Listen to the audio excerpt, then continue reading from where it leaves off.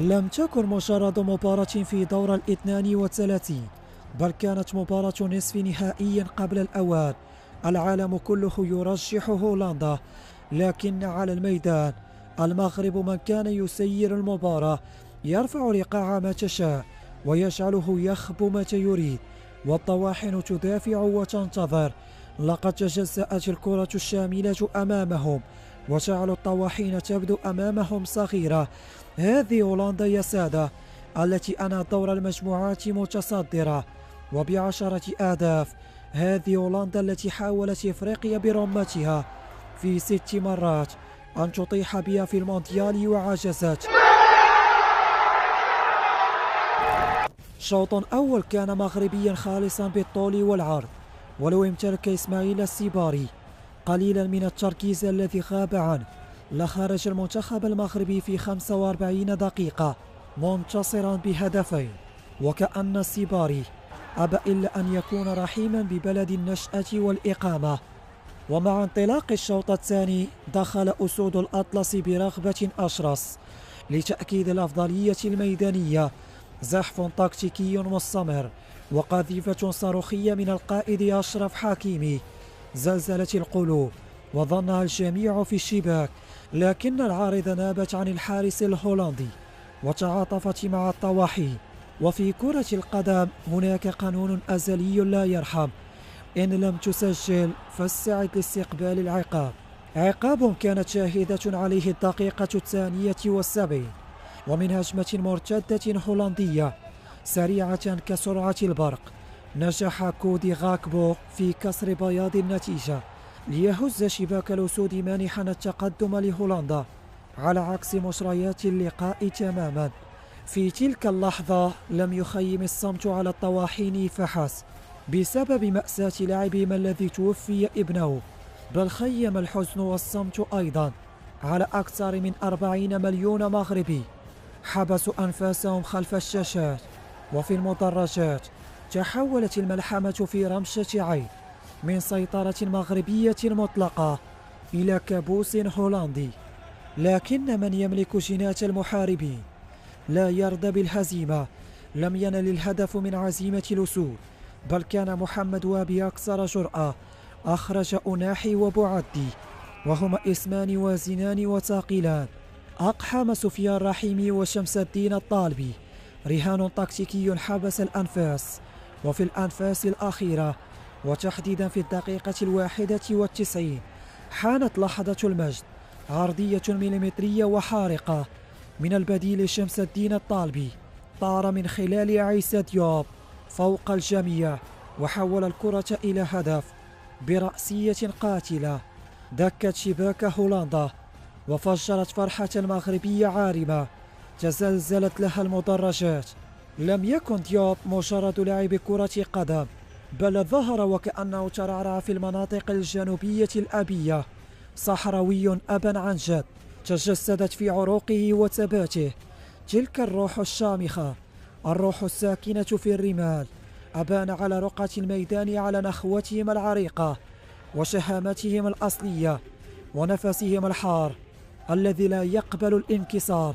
قاتل بنخوة أهل الصحراء، أعاد الروح ل40 مليون مغربي، وأجبر كبرياء الطواحين على التمديد لشوطين إضافيين.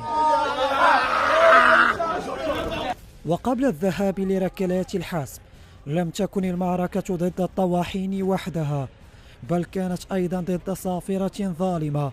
فبطريقة أو بأخرى كان الحكم البرازيلي يميل بكفته نحو هولندا وكأنه يمنحهم صكوك الغفران في الميدان. عندما سقط المدافع الهولندي ترك له الحرية والوقت الكامل، أما عندما سقط إسماعيل السيباري وتعرض لتدخل عنيف تعطلت الصافرة البرازيلية فجأة وتحول لسان حاله إلى تجاهل تام، ناهيك عن لقطات واضحة. كان ينبغي على الحكم البرازيلي أن يصفر ولم يصفر، والعكس صحيح، بل امتدت غرابتي لأبعد من ذلك. فعند إجراء قرعة ركلات الترجيح بين حكيمي وفان دايك من يسدد أولا ومن يختار المرمى، فاز فان دايك في كلتا الحالتين. بالله عليكم هل هذا كله صدفة؟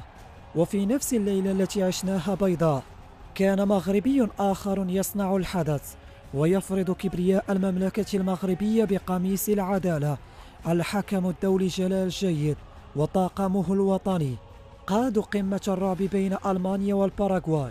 وقف جيد شامخا، شخصية حديدية لا تهتز، روض كبرياء الماكينات، كبح جماح اللاتيني، ألغى هدفا ألمانيا قاتلا، وأشر البطاقات في وجه النجوم والمدربين.